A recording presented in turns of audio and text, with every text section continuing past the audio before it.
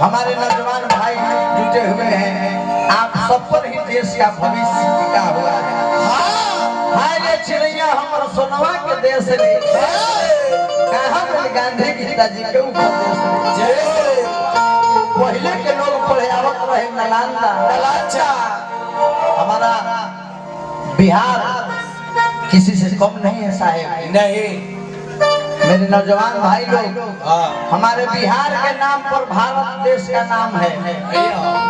B से भारत, आई से India, H से हिंदुस्तान, ए से आर्यावर्त, आर से रेवाखंड।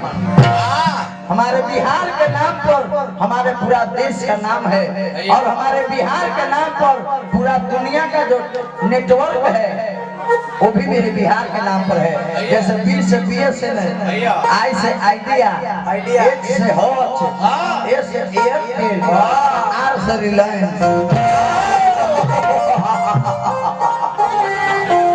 हाँ जी। और मंडला में उड़ेला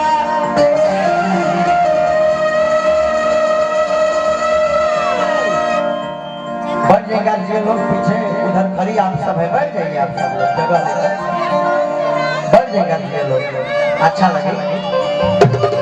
आप लोग खड़े हैं तो हम सबों का दर्द हो रहा है, आप लोग खड़े हैं तो हमको गोड़ दुखा रहा है।